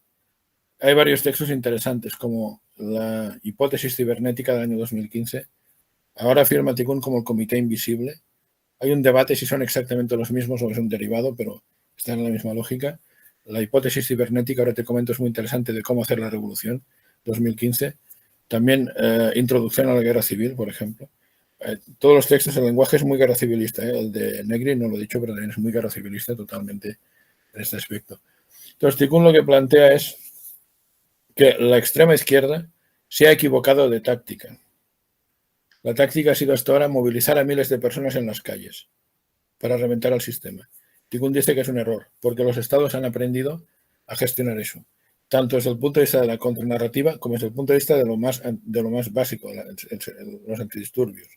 Hoy en día, con centenares de policías puedes controlar miles de manifestantes, o con miles de policías, y ya elevo su número, a decenas de miles de manifestantes. Entonces, Tikkun dice, por ahí estamos perdidos. No habrá revolución que venga de la movilización masiva de las masas. La revolución vendrá de una especie de guerra de guerrillas en el ciberespacio. De hecho, su referente, Javier, es Lawrence de Arabia, referente de Tikkun. Ahora que vas a decir la saga de películas de Matrix, bueno, que le pega a esto. Sí, sí, totalmente. Lo que pasa es que el desierto de antaño es el ciberespacio de Ogaño. Entonces, el héroe de Tikkun es el hacker que a través del ciberespacio va a reventar las infraestructuras críticas de nuestras sociedades. Lo que busca Tikkun, que es, en teoría, según esta obra del año 2015, la hipótesis cibernética, insisto, los de Tikkun estarían identificando con detalle, con cuidado, qué nodos son los que hay que atacar a través de un ciberataque para causar el máximo desapego posible en nuestras sociedades. Tikkun dice, y en esto igual están bastante acertados, lo siguiente.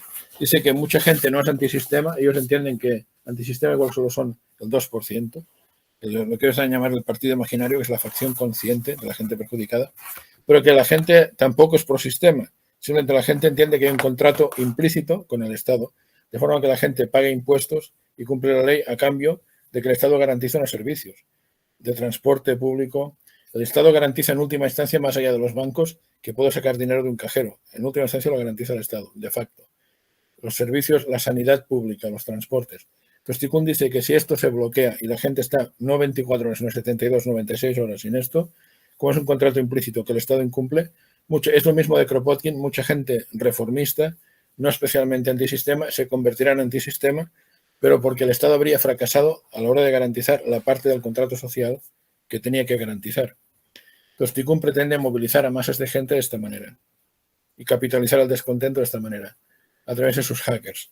Pero además ellos plantean que hay nodos muy difíciles de derrotar solo con hackers, porque hay ingenieros informáticos, que son los grandes enemigos de Tikkun, por cierto, que defienden estos sistemas.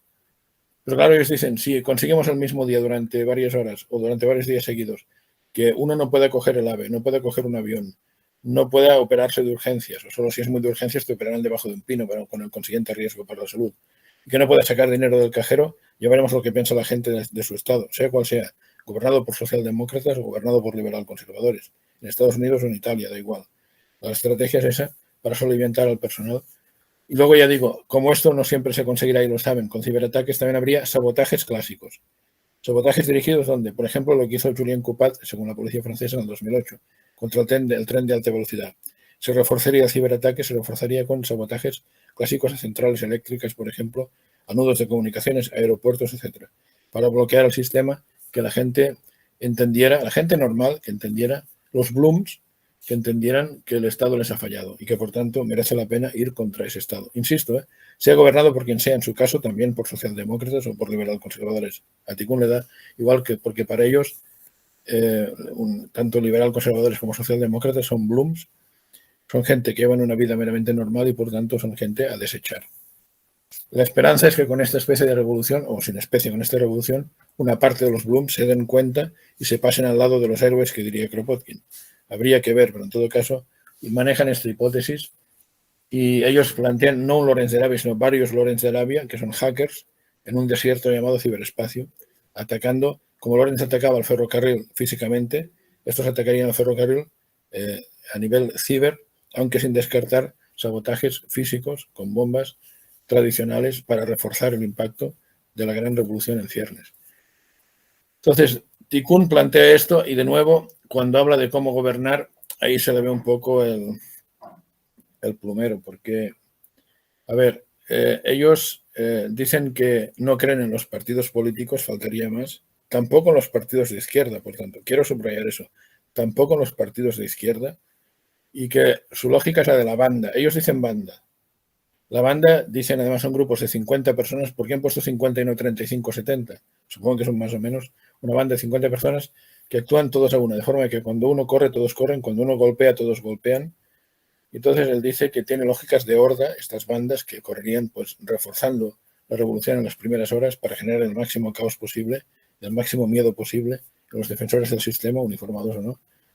Y además luego habría que gobernar esto con lógicas de asamblea, que me recuerda a lo que planteaba Negri, por ejemplo. La asamblea no es, por definición, democracia representativa, es una cosa diferente. Ellos hablan de una experiencia en la Sorbona en Francia, que elogian los de Tikkun. Hubo una ocupación con K de la Sorbona y se montó una asamblea. Hasta aquí todo muy bien y muy divertido, claro. ¿Qué ocurre? Que a la asamblea se presentaron estudiantes que no estaban de acuerdo con el cariz que tomaban los hechos. Entonces, ¿qué hizo la asamblea? Que según Tikkun eran de los suyos. Serían uno de los suyos, pero bueno, habrían leído Tikkun, alguno habría de los suyos. Pero en todo caso, lo importante es que Tikkun dice que hicieron lo que tenían que hacer, que es prohibir a los recién llegados que participaran en la asamblea. La lógica de Tikkun es que la oposición no participa. Dice porque la huelga revolucionaria es una correlación de fuerzas, no es nada democrático, lo dicen así de claro, no es democrática, es una correlación de fuerzas. Si tenemos asamblea, es nuestra, no se emitirá ninguna voz en sentido contrario en la asamblea. Y por tanto son descartados. Entonces Tikkun llega a decir que lo que plantean como revolución es una huelga de vida, dicen ellos. ¿Cuál es la diferencia, señores de Tikkun, entre una huelga revolucionaria y una huelga de vida? Que la huelga de vida pretende emanciparnos del trabajo. No pretende que el trabajador tenga mejores condiciones, pretende cargarse el trabajo tal como lo conocemos. Bueno, son un radicalismo detrás del otro, pero Tikkun tiene este tipo de planteamientos. Y al final, déjame que te diga que antes hemos hablado de otro neoanarquista, David Graeber, que acaba siendo lo mismo. David Graeber elogia también las asambleas. Él dice que es como un lover's quarrel, como una pelea de amantes, subrayo de amantes, pero claro, siempre y cuando sean todos anarquistas. ¿Qué hay que hacer cuando se presenta a la asamblea y pide la palabra a alguien que no es del gremio revolucionario? negarle la palabra. Entonces, para eso emplea un concepto que es conocido entre los teóricos de las asambleas, que es el de micrófono del pueblo, People's Microphone. Entonces, lo que plantea David Graeber es que simplemente si alguien sube a la tarima con ánimo de hablar, para los que estén en la asamblea y no es de los de la asamblea, pues que hable, porque se le retira el micrófono de la boca y, por tanto, por más que griten, nadie le va a escuchar. Esto es lo que habría que hacer con la oposición, en el mejor de los casos. Por tanto, de nuevo, son ideologías que no tienen en cuenta para nada la oposición, la quieren eliminar. Necesariamente físicamente, igual no. Se les puede eliminar quitándoles el altavoz. David Graeber quiere echarlos del Parlamento, a las minorías, quiere eliminar el micrófono del pueblo. Bueno, quiere tenerlo, pero retirárselo de su boca. Por tanto, el pueblo controla quién hable y quién no. El pueblo, claro, el pueblo son los asamblearios, el resto no son pueblo, por cierto, según esta lógica. Y Tikkun plantea lo mismo, en esa lógica de la Sorbona se ve clarísimo. Se incorporan nuevos estudiantes, se acabó la asamblea. Esto yo lo he vivido en la universidad. Estudiantes que montan la asamblea de facultad, están 20 y pretenden que la decisión que tomen esos 20 sea vinculante para la facultad. Hay que estar como un cencerro, pero se lo creen de verdad. Y me decían otros estudiantes, ¿y aquí qué vamos a hacer? Bueno, si quieres te presentas, tú solo no, que se van a rendir. Presente con 7 u 8 más, hablar, nada de violencia, hablar. Pídeles la palabra y verás lo que ocurre. ¿Qué ocurrió? Que disuelven la asamblea por no dar la palabra al que viene a rebatirles, a discutir con ellos. Esa lógica que te decía al principio, Heber, de amigo-enemigo, que viene de Carl Schmitt. ¿Por qué son extremistas estas ideologías? Porque no hay tolerancia para con el otro. Desconocen el concepto de pluralismo. Pues al enemigo, ¿qué hay que hacer? Al enemigo ni agua. Se le elimina conceptualmente y no se puede físicamente. Primero conceptualmente, como Lenin en el buque Filosofía. Los elimina físicamente sin matarlos. Si puede ser conceptualmente, como Marx con la burguesía. El marxismo en el comunismo desaparecería la burguesía como clase. Por eso expropiaría a todos los propietarios, dejarían de ser propietarios, son eliminados conceptualmente. Si algunos se resisten, los meto en un buque y para Alemania. Se los elimina físicamente sin matarlos. Si resisten mucho, 10 millones de muertos en la Unión Soviética, de 16,5 a 44 millones de muertos en la China de Mao Zedong. No hay problema. Por tanto, sí, hay una izquierda que es extrema y es neocomunista, es neoanarquista, y estos son ni siquiera los únicos, pero desde luego los más importantes de los conocidos entre los intelectuales que la defienden. Y es una visión magistral la que nos has dado, como siempre. Por eso no, bueno, es difícil meter tanto contenido en tan poco tiempo, es un reto complicado. Al final, lo que habíamos dicho, unas 2 horas, apenas, unas 2 horas. Claro, piensa que esto en clase lo explico con 10 o 12 horas o 15, lo que hemos visto hoy solo. Por tanto, es mucho más pausado, puedes meter más contenido, pero bueno, esto es un buen anticipo. Si la gente quiere más, pues tiene que apuntarse a algún máster o algo que se lo explique. Hemos empezado hoy por extrema izquierda porque lo tenías fresco, ¿no? Con las clases. Es el máster de radicalización que tenéis ahí. Prevención. No digas de radicalización, que es de prevención de la radicalización. Sí. En la Universidad de Barcelona. Sí. Perfecto. No, otro día se puede hacer extrema izquierda, se puede hacer, extrema derecha, fascismo, nazismo. Es muy bonito de ver también, muy chulo, bonito como esto, vamos. Bueno, son ideologías de odio perversas, ¿no? Pero luego con consecuencias en la realidad. Académicamente da mucho juego, el problema es que la gente lo desconoce mucho, se quedan con 4 tópicos. Sí, pero bueno, son ideas que van calando y de vez en cuando pues asoman la patita, ¿no? Especialmente en momentos de crisis, de convulsión. Y bueno, el siglo XX estuvo marcado en buena medida por las consecuencias de estas ideologías. Claro. Que es algo que estratégicamente no se puede obviar. Tienen estrategia, además habría que añadir que son ideologías al final muy transnacionales, en muchos países y a veces conectadas entre sí. Luego, como ves, somos una página de transferencia de conocimiento en temas de seguridad. Estas ideologías amenazan directamente la seguridad, porque la violencia sale por los poros. Son grandes apologistas de la violencia, los que defienden estas teorías. Eso sí, tienen la habilidad, en la extrema derecha también lo veremos, de poner unos tics allí, Kropotkin y tal, que si tiras cómicas, que si manifestaciones festivas y reivindicativas, el situacionismo de David Graeber, tiene ahí unos tics que son pacíficos. La gente piensa, todo es así, cuidado que te están llevando por un barranco que siempre termina con la violencia. El poder constituyente, según Graeber, solo puede provenir de los violentos y sin ello no hay revolución posible. Bueno, al final, pero creo que el aviso sería que son lobos con piel de cordero y a veces tienen piel de cordero. Dicen, no, lo que vamos a hacer son manifestaciones festivas y reivindicativas. Otras cosas que no he dicho, pero cuando David Graeber y Tikkun, ambos defienden el situacionismo, defienden vías pacíficas para preparar el camino, hablan de fiestas contraculturales, por ejemplo, de radios libres, o una cosa aparentemente inocua, o alguno era muy cultural, aunque se llame contracultural por algo, ya, pero detrás de ello hay una estrategia que suele terminar, según estos nos cuentan, al final yo no he explicado mi teoría, la teoría de Josep Baqués aquí no ha salido para nada, de hecho de profesor he explicado la teoría de estos autores, al final todo desemboca en un ejercicio de violencia política, que además la otra característica que quiero enfatizar en estos minutos de la coletilla es que ellos, la mayoría, saben que no tienen suficiente número de gente detrás, por lo tanto, ya falla la lógica democrática por su base. Muchos lo dicen explícitamente. Tikkun dice que los suyos son un 2%. Pues tienen que montar lo que hemos visto para intentar ser más. Kropotkin saben que son muy pocos y por eso monta la estrategia acción, reacción, acción. Y así sucesivamente, ¿no? Saben que no tienen una mayoría detrás. Y el gran drama marxista, desde Marx, ¿quién es el sujeto revolucionario? Bueno, ese es el tema. Y luego, ¿cómo deriva? Porque claro, la lógica totalitaria la tienen, la llevan en su ADN. Luego deriva a dictaduras formales, que es la crítica de Rosa Luxemburgo a Lenin. Rosa Luxemburgo la hemos empezado utilizando para recordar cómo cuestiona la socialdemocracia. Luego cuestiona a Lenin. Rosa Luxemburgo cuestionó a todos. En 1918 escribe un artículo que se publica póstumamente en el 22, titulado La Revolución Rusa. Luxemburgo dice, mira Lenin. Ella era leninista en principio, dice, mira Lenin. Tenía que ser la tuya una revolución del proletariado. Una dictadura del proletariado, como fase de transición hacia el comunismo.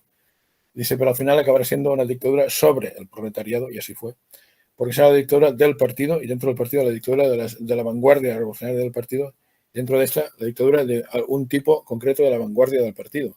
Por tanto, acabará siendo una dictadura formal. Te lo digo, Javier, porque muchos dicen que Marx dijo, y es verdad, que la dictadura revolucionaria del proletariado sería una democracia directa, rusoniana, nada liberal, pero directa.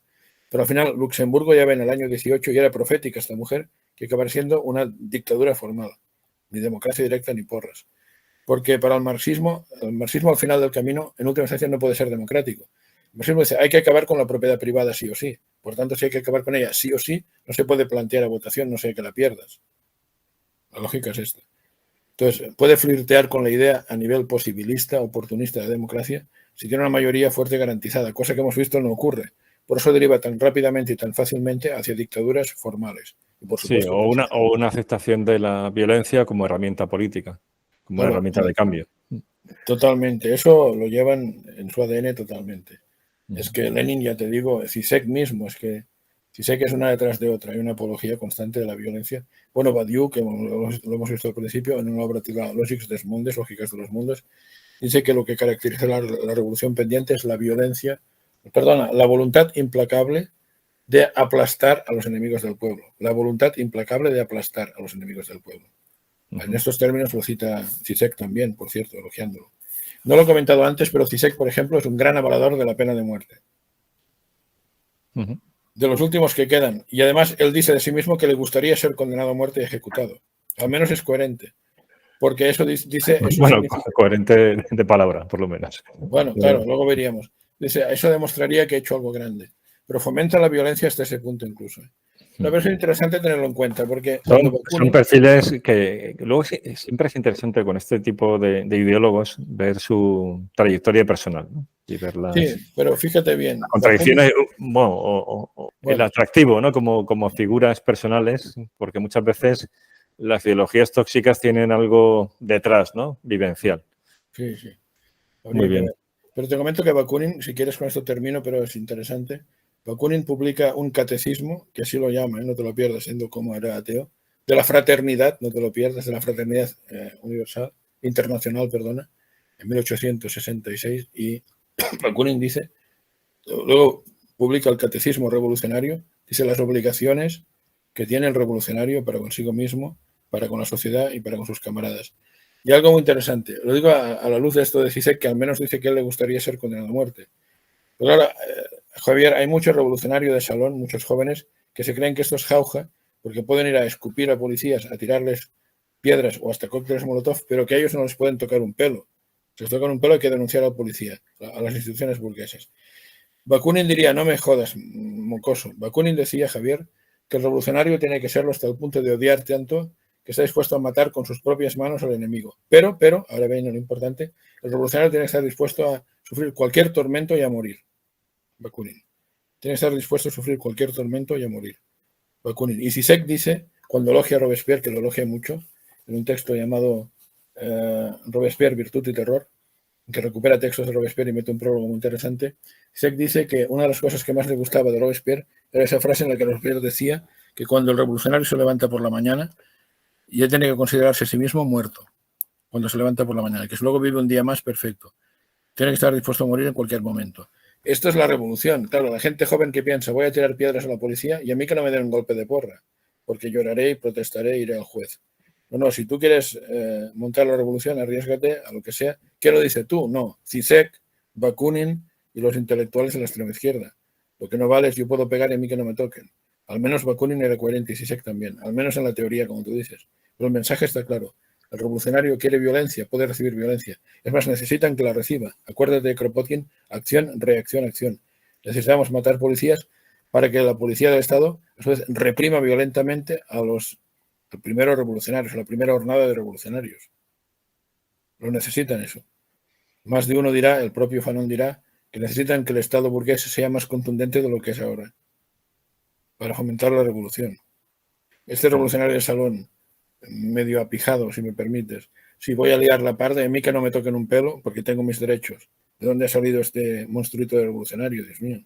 Ya, ha habido un cambio social que, vamos, que no se corresponde, ¿no? con la severidad de estas ideologías. Bueno, pues entonces que se dedican a la reforma y no a la revolución.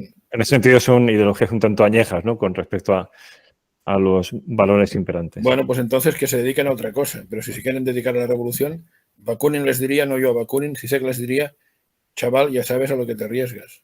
O chavala, para no ser. Ya sabes a lo que te arriesgas. Se lo diría Zizek, se lo diría Bakunin. Se lo dicen, caramba, se lo están diciendo. Muy bien. Muchísimas gracias, Josep. La verdad es que, como siempre, excelente esta revisión de autores y de ideas que nos has ofrecido. Un abrazo, Josep. Vale, Javier, gracias. Un placer, como siempre. Y adelante con la iniciativa, que realmente merece mucho la pena. Totalmente. Vale, Javier, un abrazo. Hasta luego.